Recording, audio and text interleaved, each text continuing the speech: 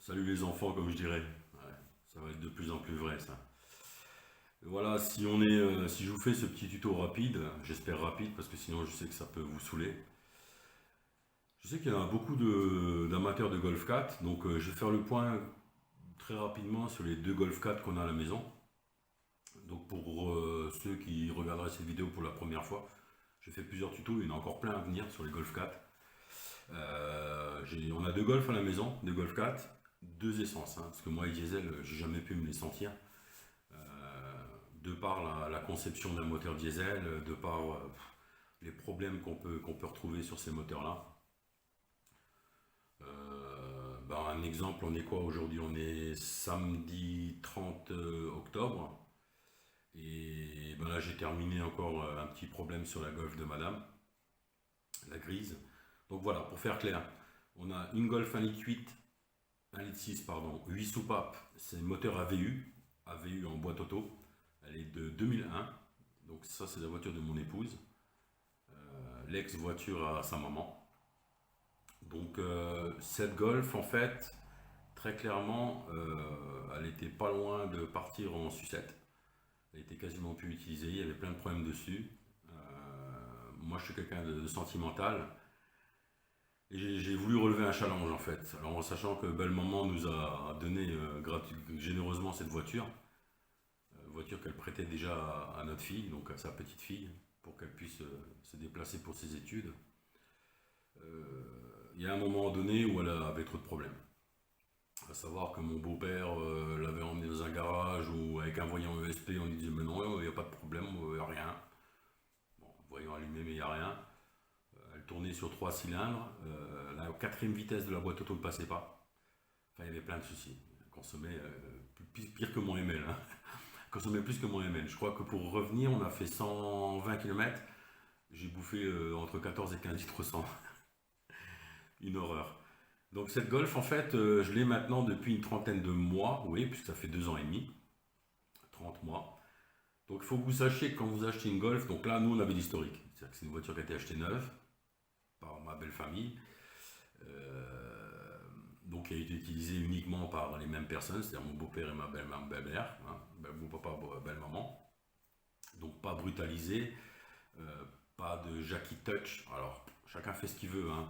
Pour ceux qui rabaissent les véhicules, qui leur mettent à ras du sol, qui mettent des Powerflex hyper rigides, bouffeurs de roulement, bouffeurs de cardan et massacreurs de châssis. Hein. Parce que si ces Golf 4, elles ont des problèmes de cylindre bloc sur le train arrière, oui, il y a l'âge, oui, il y a les kilomètres, mais c'est quand même accéléré par le fait que vous vous retrouvez avec des roues comme ça, avec des butées qui prennent des claques dans les dents, et en fait, à un moment donné, quand les amortisseurs n'encaissent plus, ben, c'est le châssis qui encaisse, quoi. Donc pour démarrer, on a récupéré cette voiture, je suis revenu avec sur 3 cylindres. On a fait 115 km avec la voiture tournée sur 3 cylindres, d'où les 15 litres au 100. Et ensuite, je me suis attaqué au problème. Alors, boîtier batterie fusible fondu. La quatrième passait pas. Elle tournait sur 3 cylindres. Quoi d'autre, quoi d'autre? Il y avait une vitre arrière droite qui fonctionnait plus. Plein de problèmes électriques et problèmes moteurs. Donc c'est simple, j'ai attaqué tout. Alors je vais vous dire dans l'ordre, hein, parce que pour ceux qui achètent des Golf, et moi, comme je vous le disais, j'ai une Golf gratuite. Donc à la limite de mettre des sous dedans, ma foi, si je relève le challenge et qu'elle fonctionne, ça peut être que tout bénef. Hein. Vu la voiture avait 122 000 km quand on l'a récupérée. Non, 118 000, pardon. 118 000 km. Donc une voiture à 118 000 km gratuite, voilà. Je préfère qu'elle tombe entre nos mains qu'entre les mains de quelqu'un qui l'aurait massacré ou à la limite qui l'aurait dépioté, ils n'auraient pas trouvé la panne, voire même pire, elle serait partie à la casse. Donc dessus, ce qui a été fait, accrochez-vous, hein. Distribution pompe à eau, galet tendeur pour plus courroie accessoire, hein. Donc c'est à part, hein, parce que courroie de distribution et puis il y a la galet accessoire qui fait alternateur, direction assistée, climatisation, voilà, hein, voilà, on peut comprendre. Alternateur, donc alternateur, vous comprendrez pourquoi j'ai fait des vidéos. Hein. En fait, il y a le boîtier qui a fondu d'un côté au-dessus de la batterie, boîtier fusible, parce qu'il y avait un problème de câble de masse qui partait de l'alternateur à la batterie. Du coup, ça faisait fondre le boîtier. Ça a mis une claque à l'alternateur. Enfin, compliqué. Démarreur, pourquoi? Parce qu'on entendait que ça accrochait en fait, hein. Donc on se dit, ouais, pourquoi tu as changé le démarreur complet? Il suffisait de changer juste le lanceur. Non, non, non. J'ai payé 120 ou 130 euros le démarreur Bosch, marque Bosch bien sûr. Pour le changer, bon, bah, faut s'y attaquer, quoi, hein. C'est pas si compliqué que ça. Aujourd'hui, bah, c'est nickel. Ensuite, j'ai fait quoi? Échappement inox complet. Donc du catalyseur jusqu'à l'arrière au silencieux avec cylindre bloc et fixation, hein. Tout changé de la ligne d'échappement. Donc elle run un petit peu plus sympathiquement, et puis l'inox, bah, au moins on est sûr que bah, on ne la changera plus, quoi. Les câbles de frein à main, les deux câbles de frein à main, parce qu'on avait un câble, d'ailleurs j'ai une vidéo là-dessus où il était un petit peu attaqué, rogné. Alors est-ce qu'il s'est pris une projection de cailloux? Peu importe, il avait gonflé et du coup ben, le frein à main ne tirait pas en équilibre des deux côtés.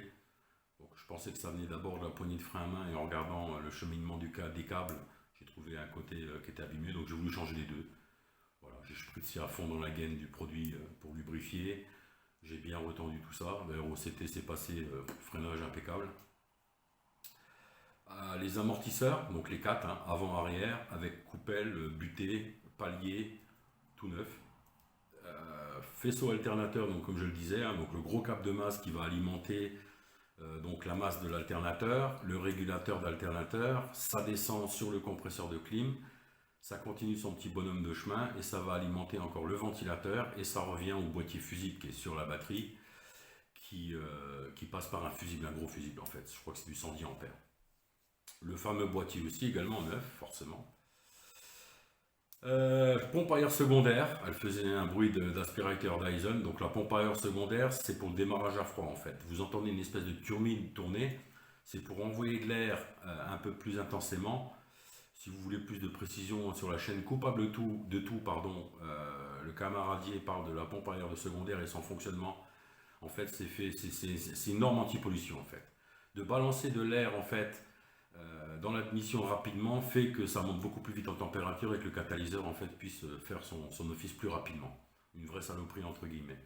Donc pompe à air secondaire neuve, bobine, puisque lorsque j'ai découvert qu'elle tournait sur 3 cylindres à cause d'un câble de bougie qui était mal reconnecté sur la bougie, il y avait eu des arcs électriques, il y avait des problèmes de surintensité, du coup de fausse masse, enfin voilà, un bordel pas possible. Ce qui fait que j'ai dit je change bobine. J'ai changé le faisceau des câbles aussi qui vont de la bobine, parce que c'est une bobine hein, sur le 1.6 8 soupapes AVU en boîte auto. C'est une bobine avec 4 sorties, c'est pas une bobine par cylindre. Enfin, il y a une alimentation par cylindre, mais c'est pas des bobines séparées. Donc les câbles, les bougies bien entendu, hein. Là franchement ça va de soi. Donc sur ce moteur là, l'admission d'air est en façade, donc la tubulure d'admission d'air est devant. Donc comme j'ai dû pour faire les bougies proprement, changer les câbles de bougies, démonter cette admission, bah, j'ai fait les joints, comme ça je suis sûr que j'ai une bonne admission d'air sans fuite, sans dépression. Capteur Bracam, parce que quand j'ai eu mon problème de capteur de boîte, on reviendra dessus par la suite, en fait, bah, j'ai compris que le capteur Bracam n'avait rien. En fait, quand le capteur de vitesse, de rotation de vitesse de la boîte est BHS, il peut engendrer un défaut sur le capteur d'Abracam. Pourquoi? Parce que le capteur de boîte auto, ou de boîte méca, est censé calculer la vitesse de la boîte. Ce qui fait qu'en même temps, il y a une cohésion quand même avec la vitesse de rotation de l'Abracam. D'accord? Donc à partir du moment où vous avez une incohérence de rotation sur la boîte, le capteur d'Abracam, il ne sait plus où il est. Donc il y a 2 ans et demi, j'ai changé les deux capteurs. Voilà. Il y en a peut-être un qui est en trop, on n'est pas à 30-40 euros près. De toute façon, vous verrez à la fin la facture. Vase d'expansion, parce que j'ai horreur d'un aspect dégueulasse d'un vase d'expansion, on ne voit plus trop à travers ou qu'à jaunir avec le temps. 20 ans, hein, c'est légitime. Ça coûte 30 balles, hein.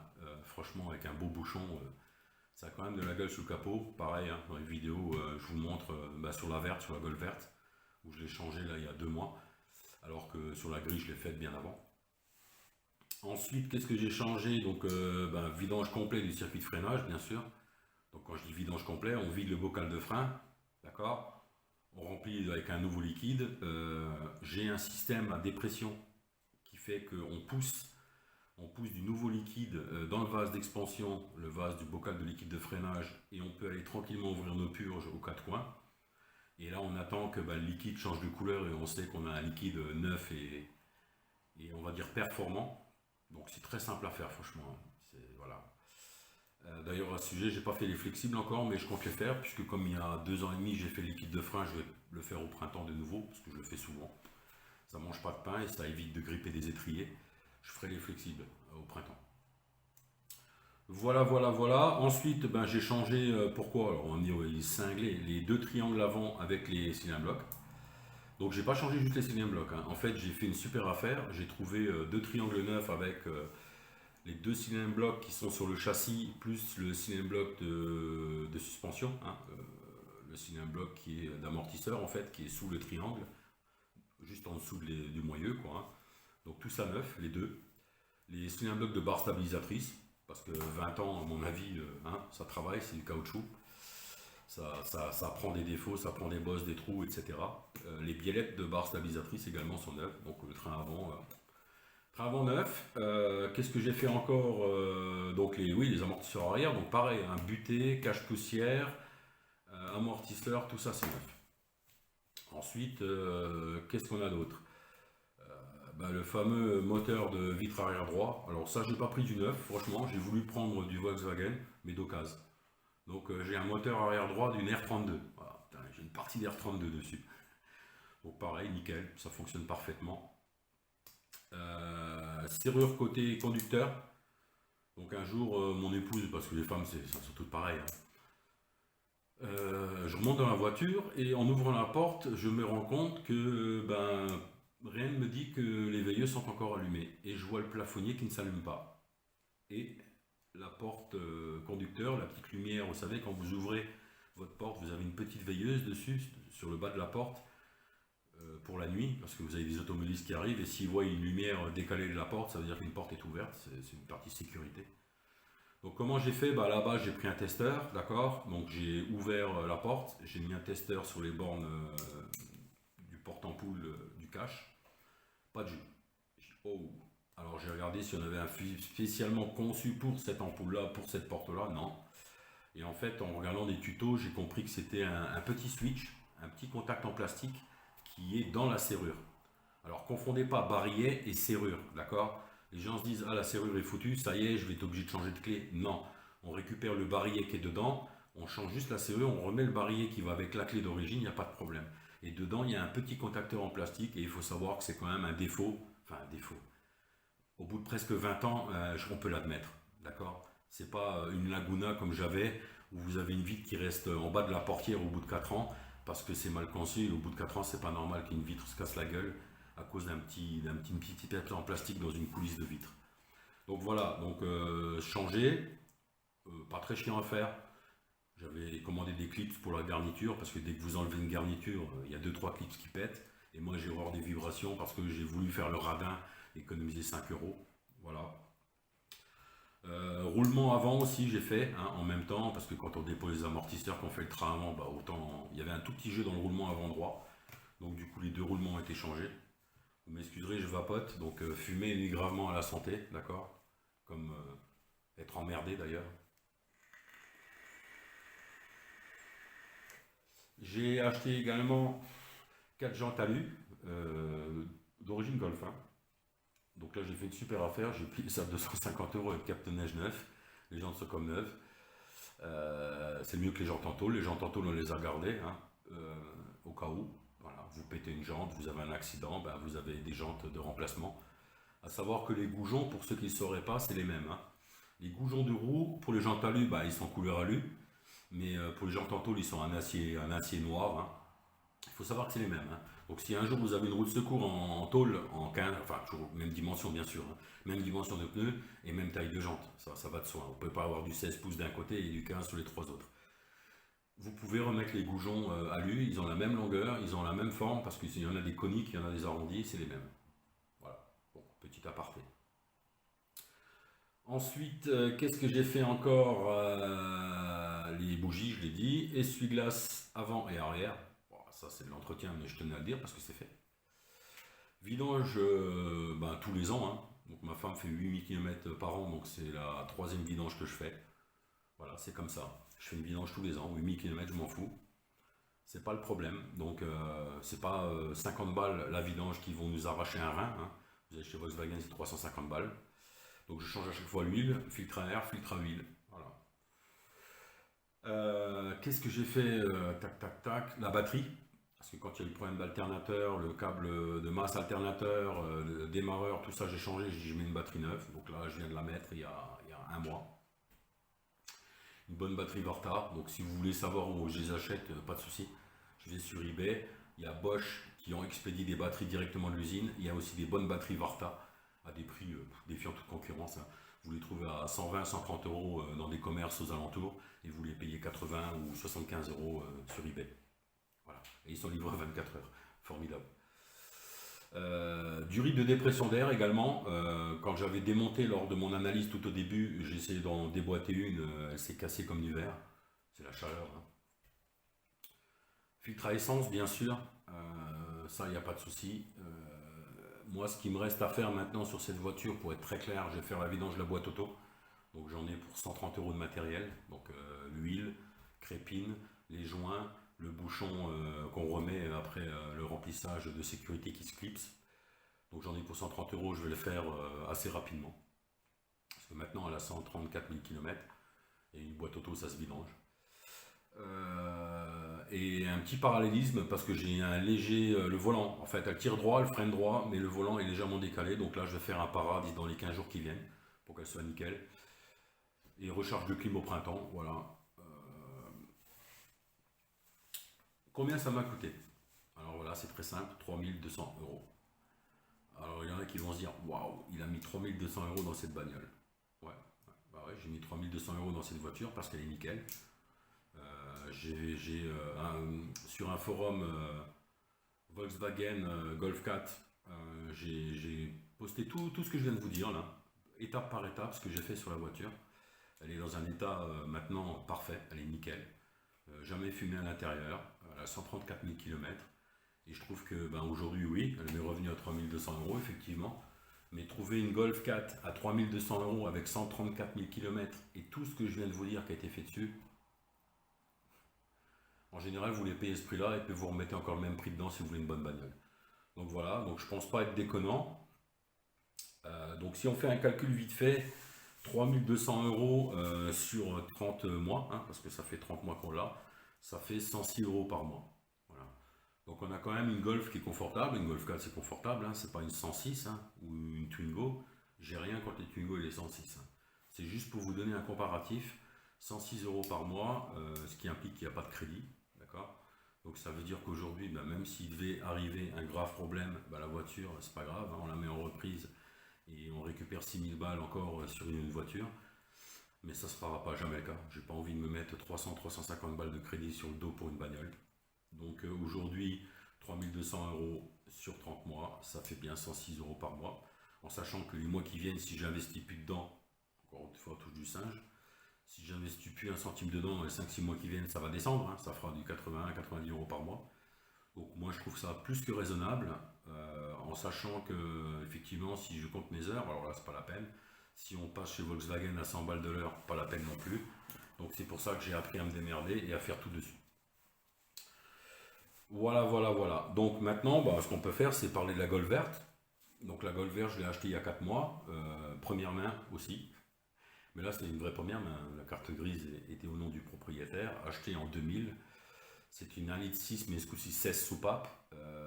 Donc là, 1,6 litre 16 soupapes, boîte méca. Je l'ai acheté avec 48 000 km. Ouais. Payé 3006. Voilà. Pareil, pas de crédit sur 5 ans là-dessus. Au moins, elle est tranquille. Qu'est-ce que je peux dire de cette voiture? Alors, 48 000 km, c'est pas beaucoup. Bien sûr, carnet d'entretien VAG depuis le début.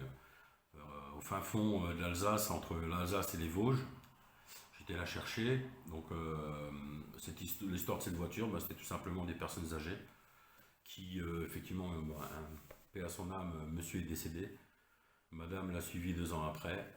Donc, il faut savoir que ce véhicule ensuite a été vendu par le fils, vu qu'il a eu le véhicule en héritage. donc histoire un peu, voilà, mais au moins la Golf n'est pas restée à pourrir dans un coin. Donc ma première crainte quand j'ai fait un essai, c'était de m'assurer qu'il n'y ait pas de problème de joint de culasse, qu'il n'y ait pas de problème d'embrayage également. Elle tournait très très bien, rien à dire. Bon, il y avait le cap-neige dégueulasse qui datait de 1972 là, avec des vieilles jantes en tôle. Propre, très très propre, pas de rouille, pas d'impact sur la carrosserie, intérieur nickel. Bah, voiture de personnes âgées qui avaient acheté une Golf neuve et qui en ont pris soin, quoi, hein, parce que quand on n'a pas d'argent et qu'on prend une Golf, donc une 16 soupapes et une Basis. Basis chez Volkswagen sur la Golf 4, c'est la base, quoi, Basis. Il y a rien, quoi. Vous avez 4 vitres électriques, vous n'avez pas la clim auto, c'est une clim manuelle. Et elle fonctionne la clim. Direction assistée bien sûr, voilà, bon, il n'y a pas de feu automatique, il n'y a pas de GPS, il y a une radio, c'est pas une mini chaîne comme dans la confort, il y a un poste radio, ma foi, qui fait son affaire. Quoi d'autre? Rien, elle est bien. Donc qu'est-ce qui s'est arrivé, qu'est-ce qui s'est passé? Donc bah, quand je l'ai récupéré tout de suite, bah, liquide de frein, circuit complet, donc vous avez pour 10 euros, hein, 12 euros de liquide, c'est 1 litre, hein.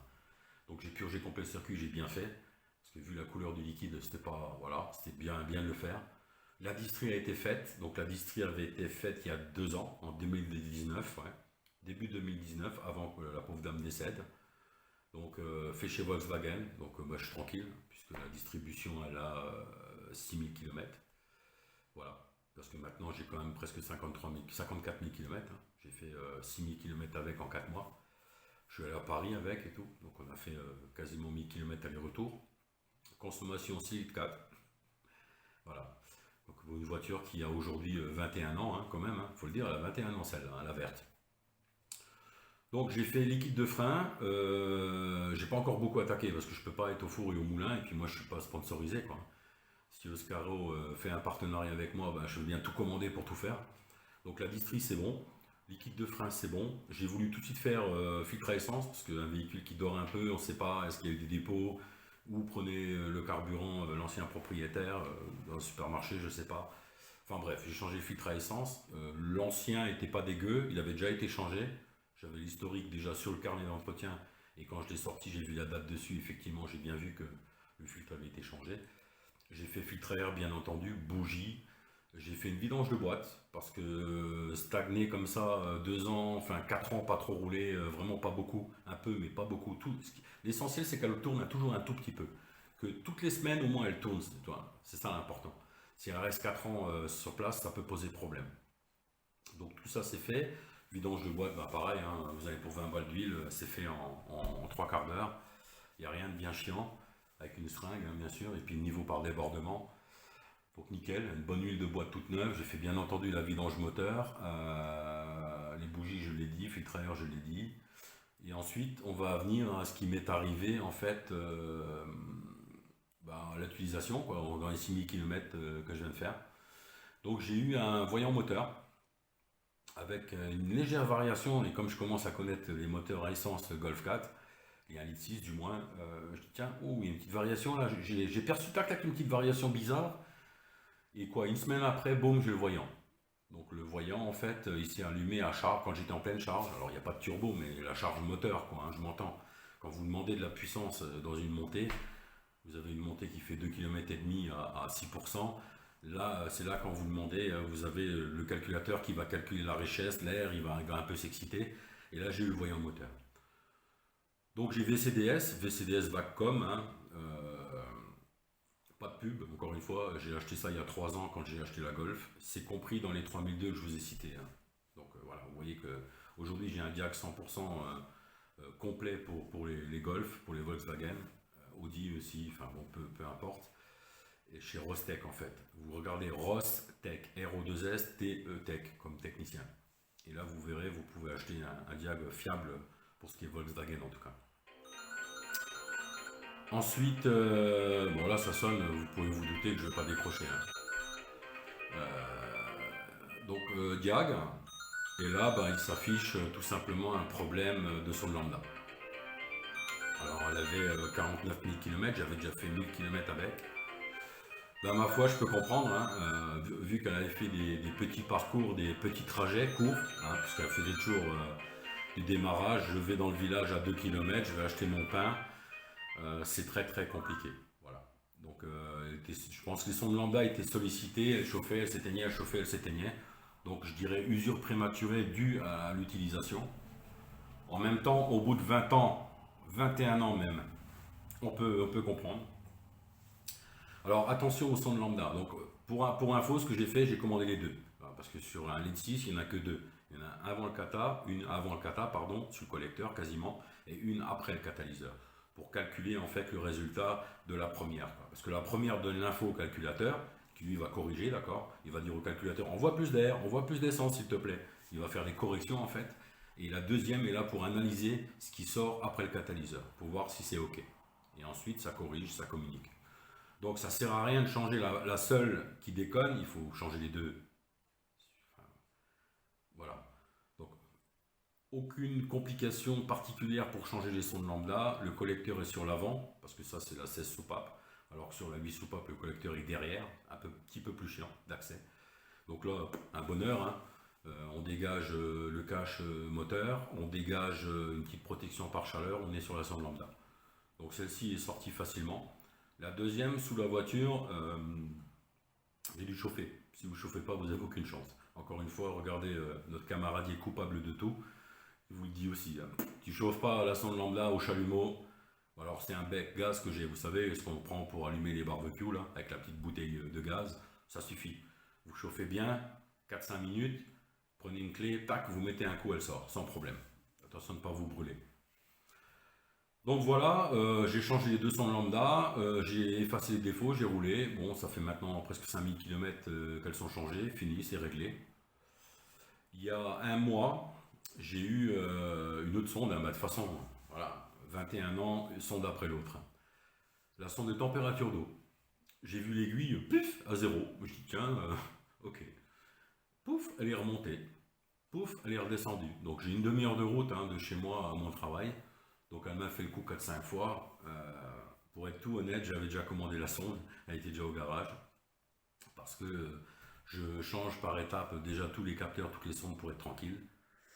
Et du coup, je l'ai changé. Pas très compliqué, il faut avoir un peu de patience.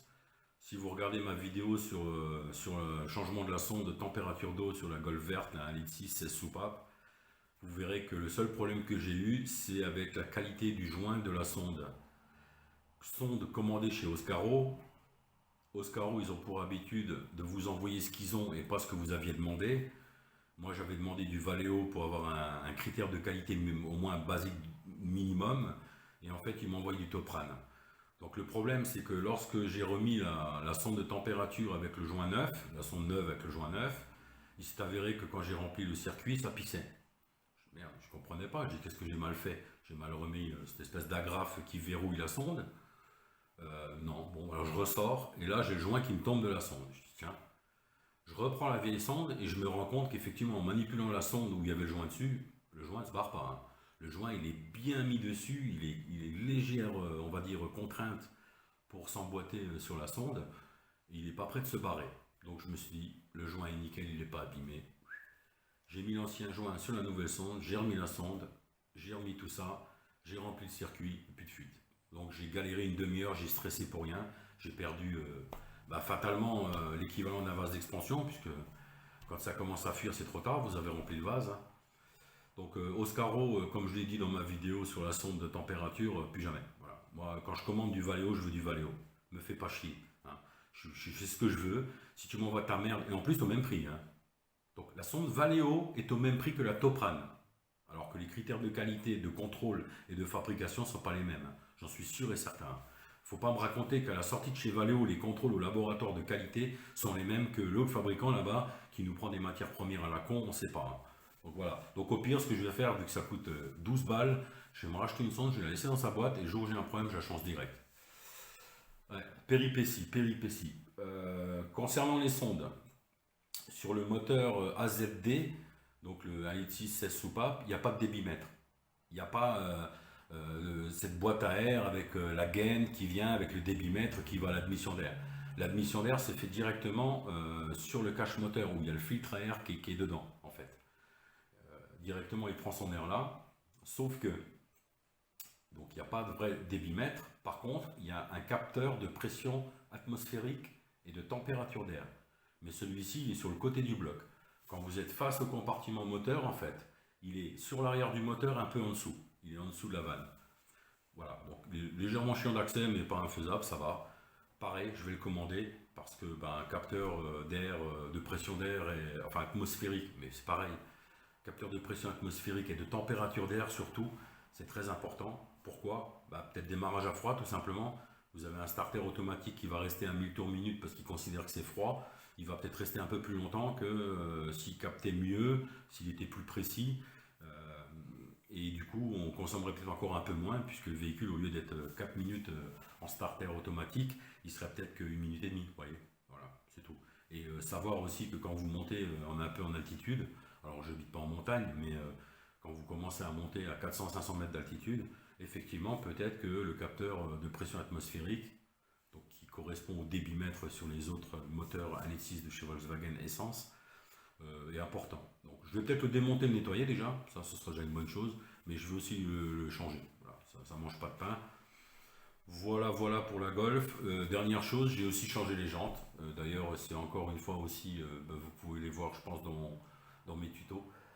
Les jantes en tôle, je les ai dégagées. Le propriétaire avait mis des pneus neige en 14 pouces. À savoir que sur les Golf, on peut monter du 14, 15 et 16 pouces.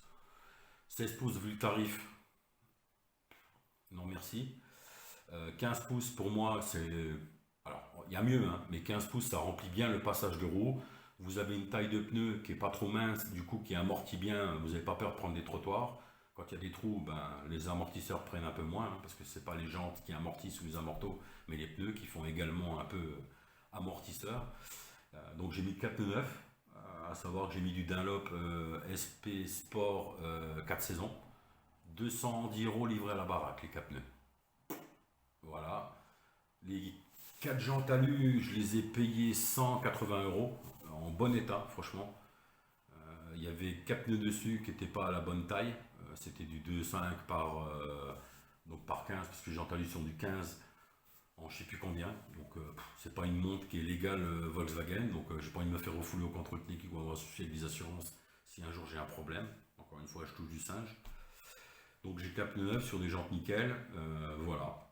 Donc j'en suis super content.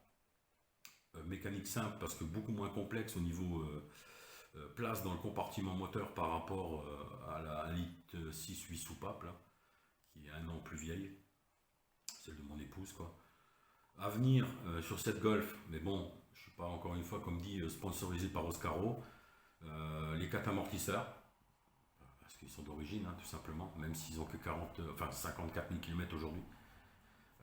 4 amortisseurs, pareil, je ferai un bloc de barre stabilisatrice, biellette de barre stabilisatrice, amortisseur, butée d'amortisseur et tout le tralala.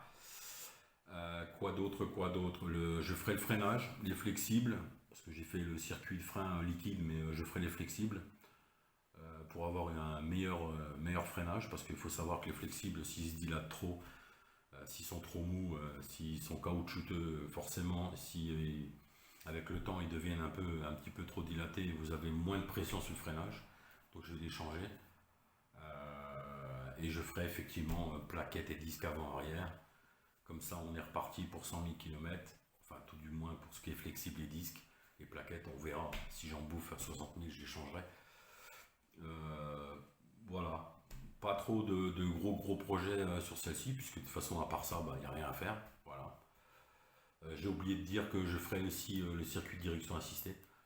Il y a une youtubeuse là qui nous montre comment purger tout un circuit avec un système d'urite qu'on branche sur le bocal de liquide de direction tout en ayant une aspiration d'un côté et le refoulement de l'autre. C'est génial, le système est génial.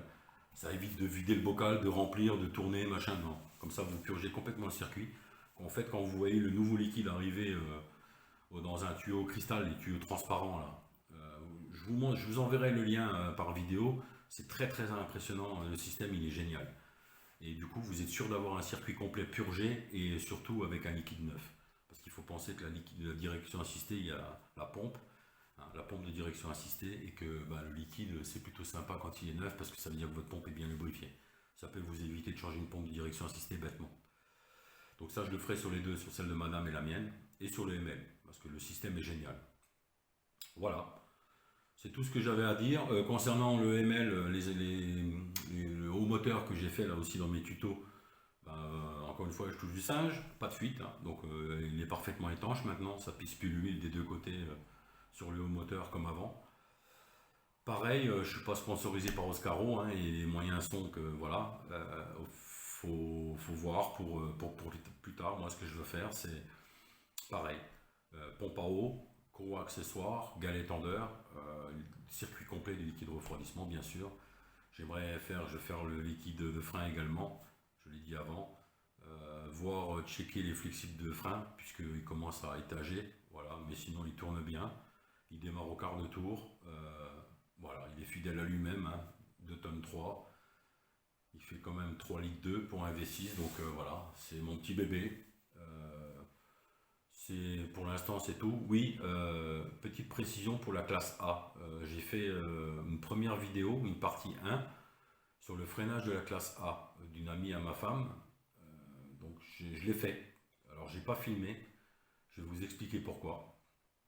En fait, c'est une catastrophe. Catastrophe.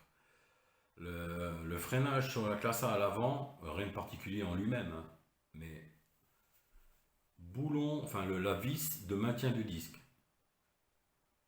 du chewing-gum. Donc si vous vous y prenez mal, vous foirez la vis déjà juste pour ôter le disque. Les fixations de support d'étrier, sur le support d'étrier, vous fixez l'étrier. Les deux boulons bloqués. Mais quand je dis bloqué, bloqué, hein. C'est-à-dire qu'il a fallu y aller, hein. Donc j'ai dû y aller à la clé à choc. Ensuite, donc les étriers, ça c'est une chose. Ensuite, vous avez des fixations sur la fusée du support d'étrier, parce que je voulais les sortir, parce que vous avez les coulisseaux dessus. Pourquoi? Parce que sur des deux côtés, le coulisseau du haut était grippé, c'est-à-dire qu'il coulissait plus. On n'avait qu'un coulisseau par côté qui faisait son office, quoi. Donc quand j'ai démonté le support d'étrier, j'ai tout brossé, bien sûr, hein, j'ai brossé les étriers, j'ai brossé le support, j'ai tout brossé. J'ai rentré donc les pistons, heureusement pas grippés. Donc qu'est-ce que j'ai fait?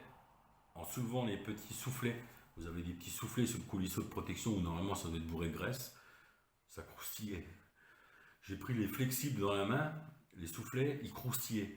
J'ai regardé dedans, bourré de rouille. Donc j'ai tout démonté, j'ai passé la broche, j'ai nettoyé, j'ai fait comme j'ai pu, hein, puisque le budget de cette dame n'était pas énorme, hein. J'ai pris 0 centime dessus, je vous le dis tout de suite, hein. C'est pas un travail au noir, hein. Je l'ai fait en bénévolat pour aider quelqu'un. Donc ça lui a coûté 113 € de pièce, c'est-à-dire les deux disques avant, les plaquettes, les flexibles, 1 litre de DOT4. Et après, voilà, moi j'ai mis de la graisse de chez moi, j'ai mis effectivement du dégrippant de chez moi, enfin j'ai passé 4 heures, voilà, 4 heures. En 2 heures c'est torché normalement, 4 heures. Donc voilà, et c'est pour ça que j'ai pas filmé en fait. Je pensais commencer à filmer, je dis bah je filmerai un côté. Je commence déjà un, je me familiarise, je vois si ça va, et je filmerai un côté, juste pour montrer un peu les particularités du démontage. Et je me suis tellement pris la tête, je dois être honnête avec vous, hein, j'en pouvais plus, quoi. Incroyable, incroyable, incroyable. Franchement, une classe A, elle a 4 ans de moins que la Golf, que la plus vieille de nos Golf, hein. Honnêtement, une catastrophe. Une catastrophe. J'ai dû chauffer un boulon et y aller ensuite à la clé à choc. Si j'avais pas chauffé et que j'avais pas de clé à choc, impossible. Vous foirez le boulon. Vous foirez le boulon. Et ça des deux côtés, hein. Donc ça, les coulisses grippés, franchement, c'était pas mal. Et donc j'ai purgé, effectivement, j'ai refait ça. Donc elle est très très contente, moi aussi. C'est une expérience, hein, c'est tout, hein. Arriver à enlever une vis sur un disque, arriver à enlever des boulons qui ne sortent pas la clé à choc sur des étriers ou des supports d'étrier, franchement, c'est bien. Ne pas flinguer les flexibles de frein, vous savez, quand vous démontez les flexibles, pas péter, rien. Voilà, tout ça, c'est que de l'expérience, c'est que du bonheur. Mais c'est vrai que j'en ai chié, quoi. Voilà. Moi, j'ai pas de pont, j'ai rien, je suis le cul par terre sur des chandelles. Donc voilà.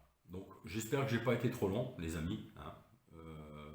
Voilà, je ne fais pas une vidéo pour faire une vidéo, je voulais donner une petite suite à tout ce que j'ai fait là. Il y en aura à venir. Pourquoi pas vous filmer la vidange de boîte, mais il y a plein de tutos, quoi. Je veux dire, je ne sais pas si c'est intéressant pour vous, surtout les Golf 4 en boîte auto, il n'y en a pas énormément. Je filmerai peut-être le système de purge du circuit complet de direction assistée parce qu'il est génial. Je vous mettrai le lien en description, hein, où vous regarderez comment elle procède, c'est génial, franchement. Et puis si j'attaque effectivement le ML, bah, je ferai peut-être des vidéos sur le ML. Alors il n'y a pas beaucoup d'ML, mais j'ai compris un truc, hein. Moi je suis pas là pour gratter des centaines de milliers d'abonnés. Peut-être qu'un jour ça arrivera, l'histoire le dira, on ne sait jamais.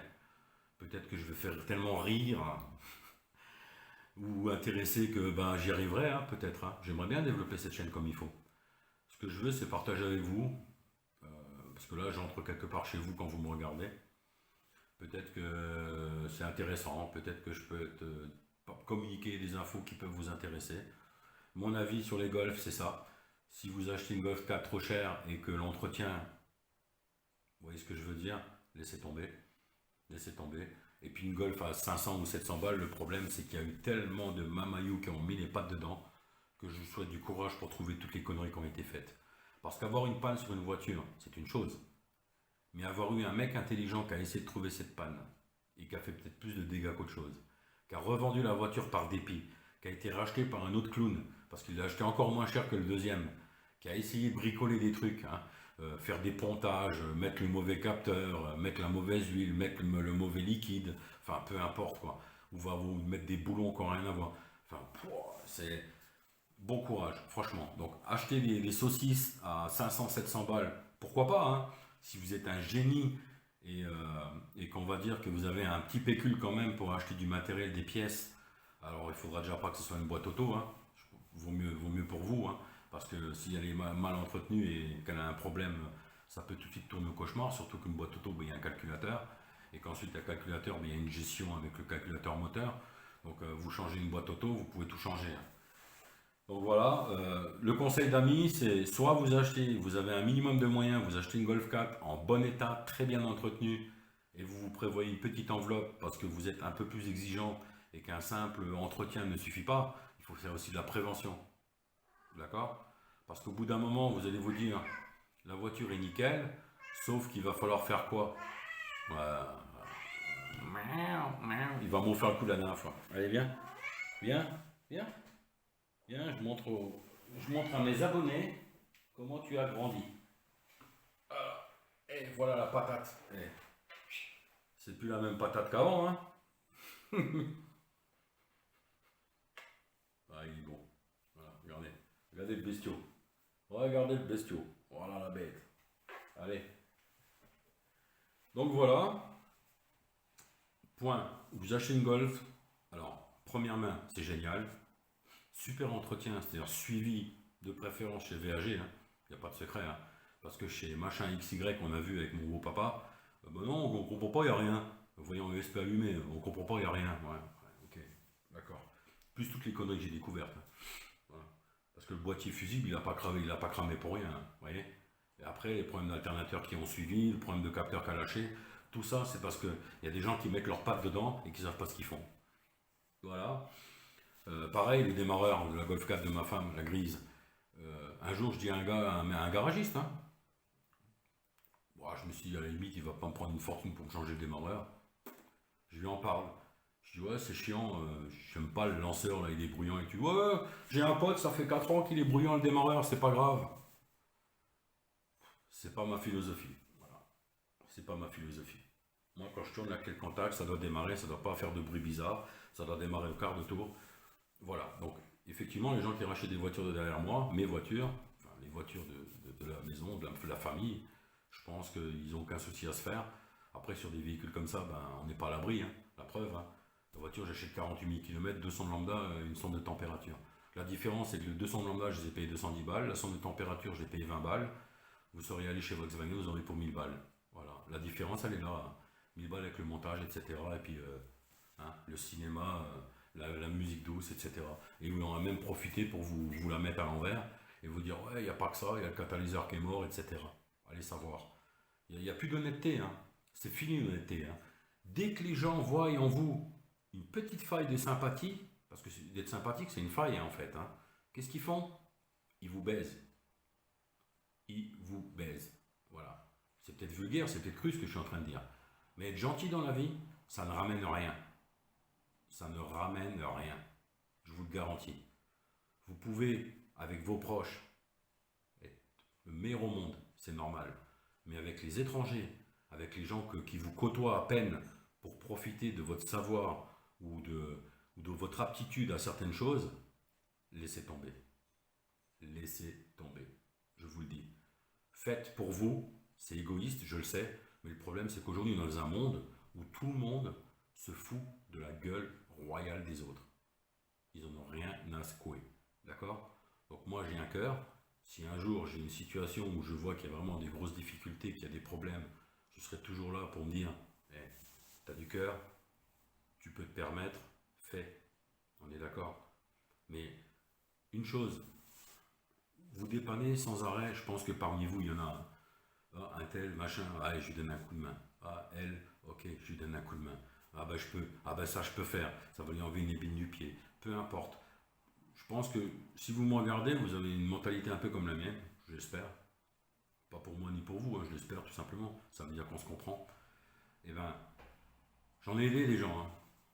Et je me vante pas. Hein. La preuve, avant que cette chaîne YouTube soit créée, personne, enfin, je ne veux pas me vanter auprès de tout le monde et dire j'aide, d'accord? Pourtant, j'en ai déjà fait. J'ai fait des vidanges, j'ai fait des entretiens gratuitement sur des véhicules parce que les personnes n'avaient tout simplement pas les moyens de payer 300 ou 350 balles dans un garage. Voilà. Donc, j'ai beaucoup aidé, mais il faut savoir que quand moi j'ai un problème, c'est le grand vide. Même dans la famille, hein, c'est le grand vide. Alors on dit ouais, pourquoi t'as rien dit? Mais moi la différence c'est que quand il y a des gens qui ont des problèmes, alors soit les gens effectivement pleurent tout le temps, donc ils pleurent tellement que vous vous dites ah il a un problème, il faut que je l'aide, ou alors vous vous dites tiens ça n'a pas l'air d'aller, parce que vous êtes observateur tout simplement, vous vous intéressez un peu aux autres. Et quand vous remarquez que quelqu'un que vous connaissez bien ne va pas bien, ben, vous parlez un peu avec. Et puis du coup, ben, peut-être il se confie ou il lâche un problème. Et du coup, vous dites, ben, c'est bon, je te règle ton problème. Voilà. Donc ça, honnêtement, il faut se méfier. Quoi. Voilà. J'ai une super vidéo que j'ai regardée de Coupable de tout, je suis désolé, je parle que de lui, mais où il est mis en avant, parce que tout le monde pense que peut-être c'est un profiteur ou c'est quelqu'un qui manipule les gens. Mais ce gars-là, c'est quelqu'un qui est généreux en fait. Seulement à force d'être généreux et de se faire baiser, il commence à se fermer et il commence à se dire allez vous faire foutre. Tout simplement. Donc voilà. Donc méfiez-vous, véhicule, si vous savez faire vous-même, allez-y, prenez une bonne bagnole, déjà de base. Hein. Donc en dessous de 3000 euros, une Golf 4, c'est pas la peine, c'est une poubelle, avec un historique. Hein. Et tapez pas dans les modèles VR6, s'il vous plaît, les 2 litres 8, les machins, les 3 litres 2. C'est des gouffres, c'est des gouffres. Si vous voulez une Golf qui vous satisfasse, regardez 6 litres 4, 6 litres 5 en moyenne avec ma Golf. Honnêtement, ça ne consomme pas grand-chose. Vous faites l'entretien vous-même, honnêtement. Et les pièces, vous les trouvez, mais de partout, quoi, en plus. En neuf, hein, je parle. Hein. Vous trouvez tout, tout. Tiens, site Mécatechnique, c'est gratuit. Mécatechnique. Mécatechnique, c'est une entreprise française, elle est située dans le Nord. Hein. Pour Volkswagen, je vais le répéter encore une fois, moi j'ai connu Mécatechnique il y a une trentaine d'années. À l'époque, c'était des magazines, hein, on n'avait pas internet. Hein. Vous aviez un petit magazine avec un bon de commande dessus et vous pouviez commander, mais à l'époque, si je ne me trompe pas, ils faisaient que Volkswagen, mais 100% que Volkswagen. Alors c'était Coccinelle, Golf 1, Golf 2. Bon, aujourd'hui, ils sont sur la Golf 4, la Golf 5, BM, Mercedes. Ils ont su se développer, ils sont encore là, je suis très content que ce soit le cas. Et sinon, c'est Autodoc. Voilà, Autodoc, ou non, eBay. eBay, punaise, qu'est-ce que j'ai pu trouver sur eBay en pièces d'origine. Hein. Pièces d'origine Volkswagen, hein. Le câble de masse. Après, j'ai acheté l'alternateur sur eBay, effectivement, en Valeo. Alors, il n'était pas siglé Volkswagen, mais c'était un Valeo. Ensuite, le démarreur Bosch, pareil, pas siglé Volkswagen, mais Bosch, avec les mêmes caractéristiques. Voilà, donc après, en marque de frein, je prends beaucoup Bosch, plaquettes, disques, flexibles. Qu'est-ce que je prends encore après, je prends beaucoup MEL, MEYEL pour tout ce qui est châssis. Ensuite, filtre, pareil, Bosch, hein, filtre à essence. Hein. Et ensuite, Man Filter, ça c'est pour tout ce qui est filtre à huile, j'aime bien. Man Filter, je connais ça depuis 30 ans, les enfants. Filtre à air, Man aussi, puisqu'ils le font, pourquoi se faire chier. Et puis voilà. Donc, mon conseil pour les Golf 4, puisque aujourd'hui, ça fait quand même 3 ans qu'on a la première et ça fait 4 mois qu'on a la seconde, et que j'ai mis mes pattes dedans, je peux le dire. fiable. Effectivement, on ne peut pas dire qu'elle n'est pas fiable, hein, même avec tout ce que j'ai fait. Changer des triangles, c'est pas un problème de fiabilité. Changer des amortisseurs, c'est pas un problème de fiabilité. Changer des capteurs qui ont claqué à cause d'un abruti qui n'a pas repéré dans un garage que le problème venait de l'alternateur, d'une surtension qui a fait chauffer le câble de masse, qui a fait fondre le câble boîtier de batterie, qui a créé un problème de masse sur différents éléments comme les capteurs. Le capteur de boîte, c'est 2,48 volts. Imaginez, 2,48 volts. 2 volts 48, c'est rien. Vous avez une surintensité sur un capteur comme ça, ils sont très sensibles, ils claquent. Donc voilà. Donc c'est pas un problème de fiabilité. Encore une fois, à part effectivement la pompe à air secondaire qui a lâché, le démarreur qui faisait un peu de bruit, mais au bout de 20 ans, franchement. Alors c'est sûr, chez Volkswagen, c'était 900 balles la facture. Moi j'en ai pour 130 balles. Voilà. Voilà les amis, désolé, hein, 50 minutes, je pense que vous allez zapper avant. Et si vous zappez pas, ben, prochaine vidéo. Et peut-être pour vous faire rire du coup. Ciao.